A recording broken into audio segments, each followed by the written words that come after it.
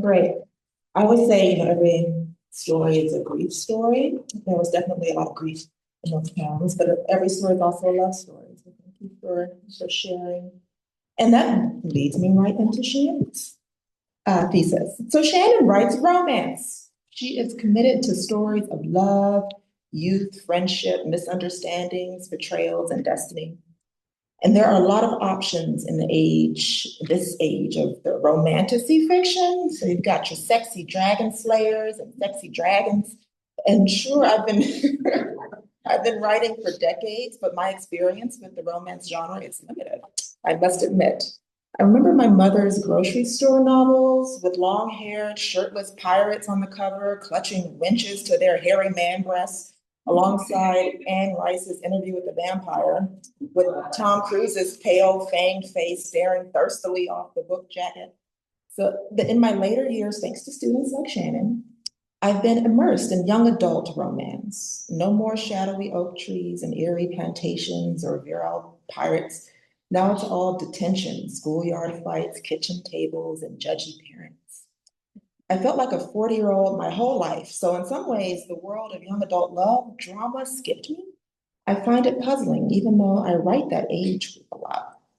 Now, the logic of that world does fit Shannon's mind. It's fascinating, puzzling, frustrating, calming, especially when considering the themes.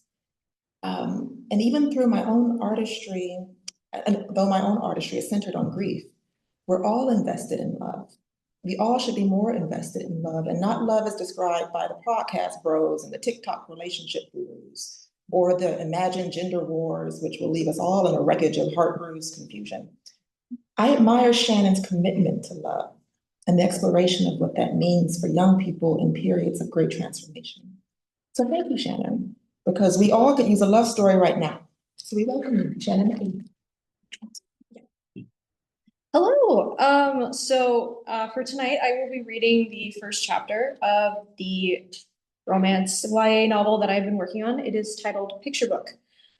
So bear with me, please. It is still a little bit rough. There's some kinks. So yeah, here goes nothing. Let me do what Anthony did and start a timer real fast. If I can find it. Okay, here. Shoot. So timer for 20 minutes. 20 minutes starting now. All right, here goes nothing. The hallway was dark that early morning as I walked slowly to my office inside of my house in Los Angeles, California. The sound of my flip-flops slapping the terracotta tiled floor distracted me from my troubles, even if it was only 9 a.m. I felt a yawn come on as I reached for the light switch from outside of my office doorway. As I turned on the light, I instantly regretted it. The papers and manila folders I had pulled out last night were still all over the floor. My filing cabinet I got in the late 80s had drawers missing from it, as they were on the floor, as well, scattered everywhere. I was rooting through them until midnight like I was a raccoon digging through someone's trash can. I felt crazed last night from the mess I was making, but this morning I felt like I was looking at a crime scene. I need coffee, I said, mumbling under my breath. I turned away from my office doorway and walked towards the kitchen. I felt another yawn coming on, and this time I could smell my breath. I recoiled at the smell of it and grimaced, but deep down I wasn't going to grab my toothbrush right away, even if I was 65 years old and a bit of a perfectionist nowadays, versus when I was younger in the 70s. I walked up to my stainless steel cappuccino maker and grabbed one of the white cappuccino cups stacked up next to the machine. I scratched the back of my head as I turned the machine on, only for my phone to ring. I groaned slightly and reached into my left pocket of my sleep shorts to pull out my green iPhone 17. I looked down at the caller ID and sighed, my head falling in defeat. I hold my phone up to my ear after pressing accept. Hello? I say to the person on the other end. Hey, Chris, how's it going, man? It was Richard, my agent. Fine, I sigh. What's going on? I was just checking in, just wanting to see how you were doing, Richard said.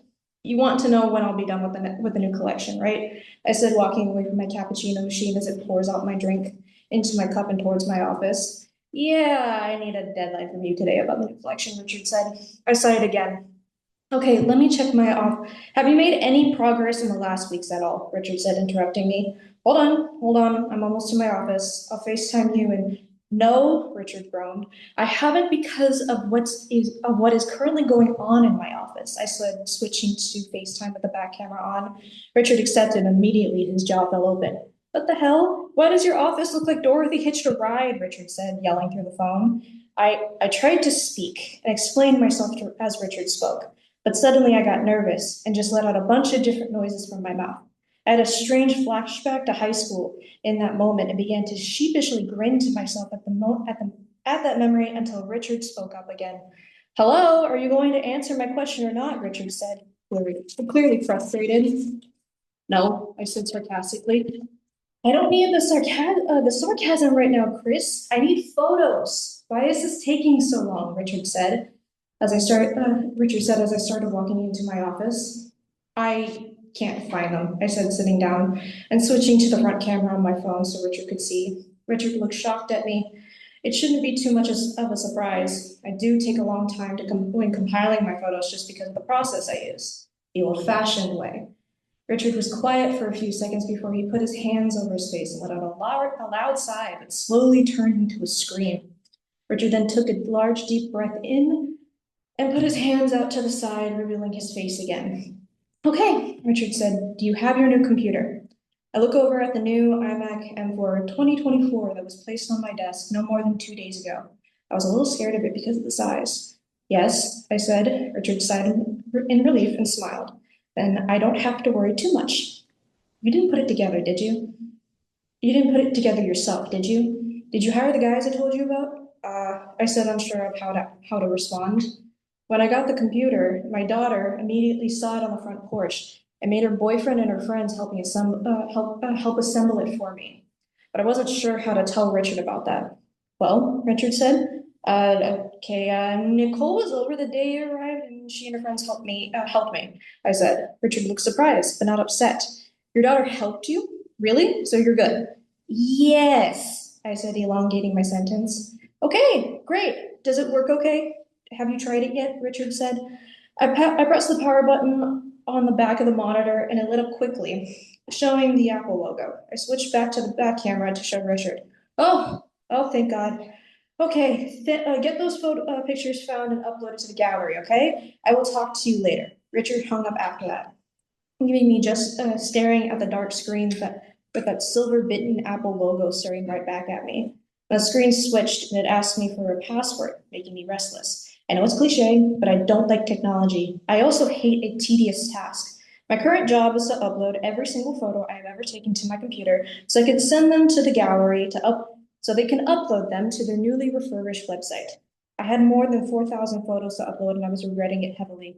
Some of my photos were done in film, and most digital photos were on SD cards I threw in my 1980s filing cabinet after the gallery show and auction would happen. I got up to go grab my freshly made cappuccino from the kitchen and went to sit down in my living room. I did not want to touch anything in my office until after I was done with my coffee. Then my maid and my chef arrived at the house, and I began to forget about my office disaster until my maid Josie called for me. Mr. Taylor, can you come here, please? Josie said. I got up from my recliner, and with a grunt, I walked down the hallway to where Josie was. I stood in front of her as she pointed into my office. Did you want me to clean this room, sir? Josie said, unsure. I had to think about it for a few minutes before I said no. I need to go over some stuff from the new collection, and that's why my office looks like this. Don't worry about it. I'll take care of it. Josie nodded with a nervous smile, and walked away from my office door. I felt the kid's pain. I caused this pain, this disaster of a paper explosion. It was only my responsibility to clean it up, but I didn't want to yet.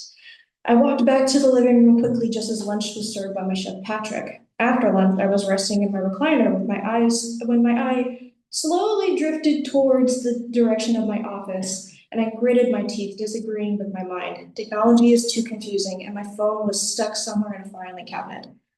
And my photos were stuck somewhere in a filing cabinet. The thing is old anyway. Most of my drawers were probably broken, and to this day, I'm just scrambling to find something to put up for my next gallery show. My career as a photographer started when I was younger. It was right after my wife had died. We were off and on for the most part, but when she died, I mourned her. I missed her. I loved her. She was the best person. She was my rock, she was my daughter's mother, and most importantly, she was my muse. When I first started out in my career, or where the hobby began, it started with her wanting photos of our road trip that we took together. She was beautiful in those photos, and to this day, even now that she's gone, I still can't find them. I think after we broke up for the last time before my daughter was born, she hid them somewhere at her father's house, which is now on the market in our hometown of Golden Hills. Even if I was to buy the house and demolish it, I probably wouldn't have been able to find them. Golden Hills, California is a small town deep in the California hills. It was named after the grass on the hills turns a golden color, after how the grass on the hills turns a golden color in the summertime. The town's founder, Abram C. Hughes, was coming down via boat from exploring different parts of Canada and escaping the abrasive wildlife of brown bears and angry elk to discover, out of fear of black bears, he wasn't an animal guy. From what our town's history stated once, he didn't even own hunting dogs. Anyway, he panicked and hid in the hills during the summer where Golden Hills stands today. He found out after establishing Golden Hills that black bears weren't near the Central Coast at all, but it was already too late. Soon after Hughes's death, the town grew into a small hillside beach town and was known for its great views of the coast at the top of the hills. Many families, while I was growing up in Golden Hills, bought land up there and built houses larger than most of the downtown's professional buildings and immediately became wealthy in the span of only a few years. My family was different. They weren't wealthy even when I was a teenager in high school. I was just a baby when we first moved there. My dad had just left the Navy after he was sent home from the Vietnam War in 1962 with a broken arm and his 1 year of duty fulfilled. My mom, who had just started as a nurse in San Francisco, booked it out of the city with my older brother Aaron and I to move to Golden Hills with my father. Once we moved into our current house on 1804 Bellflower Avenue, Mom and Dad had an agreement. Dad would stay at home with Aaron and I, while my mom worked for the local hospital. Aaron was 5 years older than me, but he and I were always with our dad. It wasn't until my dad had to move due to his new job being in New York in 1978 that Aaron and I stopped hanging out with Dad. Well, Aaron was already out of the house at that point, so it was just me. But I missed my dad during that time. His job as the captain for a luxury yacht company kept him busy in New York. And he would always call us even when Aaron wasn't visiting, although that was an understatement. Aaron was always at home staying over, even when he had his own apartment and his own car. Man, his car was cool. I wish he still had it today. It was a 1969 black Ford Mustang that he was able to get a hold of for basically nothing at the junkyard. I still remember his speech to this day about it. Someone was going to throw away one of the best cars in the world with all its parts still attached? Who the fuck was that guy, and why am I going to rub this beauty, completely remodeled, in his face? I laugh to myself at times when I think about that car and my brother. Before my mom and I sold his car back in the beginning of 1990, I had to take a picture of it for one of my gallery shows, My Dreams in Black and White Americana, and it ended up selling for 120,000 USD. All I did was put the car in a black and white filter and it sold for that much. That money was enough to help me for the rest of my loans from college and for Aaron's funeral costs. Aaron had passed away in the 1980s after he moved to New York with his friends. He had ended up getting sick one night after his friend had gotten an audition for a soap opera, and he had passed away in a matter of days after being diagnosed by a doctor in emergency care. My mom and I couldn't get out there fast enough. We were able to get his body sent back to California and bury him next to our dad, who had died in 1988 at 58 years old.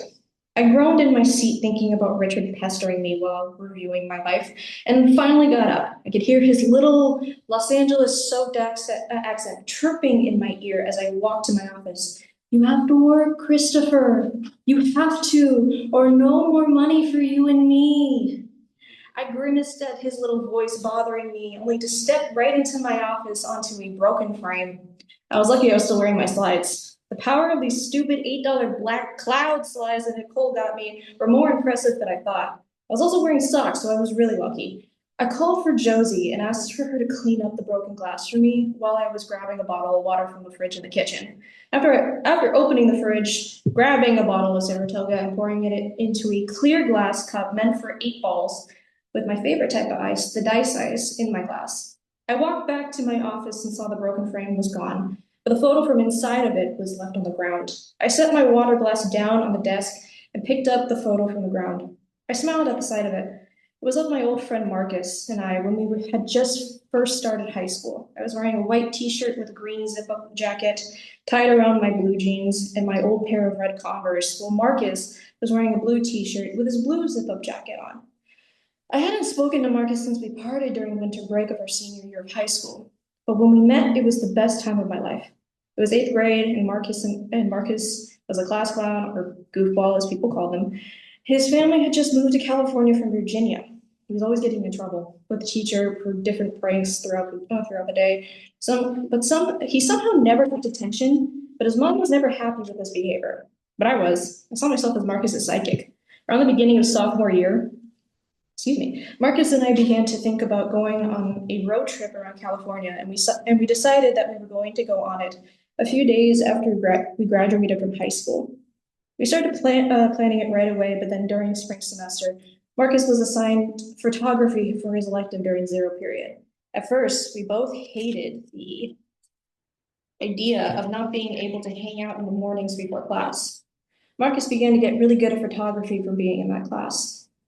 So much so that the photography teacher, Mr. Chase, referred Marcus to join the yearbook committee as one of the photographers for our junior year. At first, Marcus declined, but after some persuading from the yearbook teacher, who happened to be Mr. Chase's wife, Marcus joined the yearbook staff for both our junior year and senior year. By the end of junior year, Marcus was promoted to head photographer for taking a pretty incredible photo for the class of 1978's yearbook. Marcus had been assigned to senior basketball that year, and it was at their winter homecoming game against Cambria's high school, Coastal Union High School. It was neck and neck, and it was about to go into overtime. The picture was of John Tanner, who is now playing basketball at Duke University, making an amazing buzzer-beating dunk, winning the game for Abrams C. High School. The minute the yearbook was distributed, with that picture serving as the banner for the senior basketball team's article, people already knew Marcus. It was like he was a celebrity. He had become so popular that everyone wanted to hang out with Marcus right at the start of our senior year of high school. I had gone with Marcus to that very game, hoping we could hang out considering his schedule was pretty crazy now, and now we had no time together. He was rushing most of the time to get his photos into Mr. Chase, so he had to stop planning our road trip altogether. At the time, the road trip was the only thing I was looking forward to, thanks to my brother getting into an argument with our parents and leaving town without saying a word. Marcus and I began to argue a lot more, and not just about the trip, but pretty much everything from grades and complete strangers, like the popular kids. One of our last arguments, I thought Marcus and I were going to start making amends and maybe planning the trip again, but something about us needing to raise money for the trip sent him off, and he stopped talking to me until winter break. Right before Christmas, I had called Marcus. I was hoping to get an idea from him about when our road trip would be and when we could start planning for this trip financially. And then that's when Marcus showed up at my front door the next day. Later in the evening, my family had gone out to dinner that night, and he told me off for asking him about money again. He accused me of being greedy, and then he threw his camera he used for yearbook into my chest. It was a Nikon film camera. He got it from his father right as he started photography class junior year. If you're that desperate, you bastard, then here's your money. Don't call me again, asshole. Marcus left my doorstep after that. Shortly after that final argument between Marcus and I, my dad shipped off to start his new job in New York. So I felt lonely in the house for the rest of the winter break. I thought of the bright side as much as I could, but I ended up only coming up with getting my driver's license right before New Year's Eve. I found myself crying most nights and wondering why did I have to lose everything. I also didn't want to sell Marcus's camera. At the same time, I didn't know how to give it back to him or go by his house again. I ended up shoving the camera underneath my nightstand so I could just forget about it. I wish I would have had to upload this photo. I guess I would have to upload this photo as well. I sat down staring at the photo of Marcus and I inside. I wish I didn't take off right after with Anna after high school was over. I knew Marcus was in town, but I figured I couldn't face him then. I wondered if he was still living in Golden Hills. I hope he was doing better than me. just like how he always did when we were younger. I turned around and turned on my iMac again, hesitating to start uploading things and needing to call my daughter. I had an alarm set on my phone to call Nicole right as she got home from work at 3 p.m. I love that she got off at work at 3 p.m. every day. Made our talks feel less rushed than they did when she first graduated from high school and got a job at Hot Dog and a Steak in the Mall here in Los Angeles. I stopped my alarm and pulled out the earbuds Nicole got me. I stopped my alarm and pulled out the earbuds Nicole got me when I got my new iPhone. I put them into my ears, feeling awkward at maneuvering them to fit in the opening of my ear canal, and told Siri to call my daughter. I heard her pick up on the other end, but there was complete silence. Hello? Nothing. No answer. Nicole, are you there? I said. Finally, there was a bunch of shifting, and what sounded like Nicole waking up was heard on the other end. Sorry, Dad. I was taking a nap, Nicole said, half asleep. I was surprised. You never nap after work. What happened? I said as I typed in my password to my computer. I failed. I groaned. I was really tired from last night after staying up with my boyfriend while he finished up his report for work, so I ended up, Nicole yawned in the middle of her sentence, napping the minute I got home. I nodded and tried my password again. Well then, I'm glad you got some sleep. How late did you stay up? I groaned again when my password didn't go through again. I heard Nicole moving. Maybe like 8 hours, I think, Nicole said, sighing. My mouth fell open. You shouldn't be staying up that late. Again, my password failed while I talked to Nicole. I thought I knew it. I opened my notes app to pulled out my password and pulled up my password, and there it was. Exactly like I was spelling it. Maybe Nicole could tell me. Even if you are in your late 30s, you shouldn't be staying up that late, I said, pausing to listen to her. I know, but Peter and I don't see each other often. Often now that his job is making him work overtime, Nicole said. Oh, well, I hope he leaves his job then. No one should be staying up that late to work on anything. Also, do you know the password for my iMac? I thought I wrote it down, but it keeps saying it's wrong when I enter it in. Nicole groaned and then laughed. Did you write it down wrong? Nicole said. No, I don't think so, I said. Nicole had me try 2 more passwords. They were old ones when we both gave up. I could hear Nicole on the other end getting frustrated.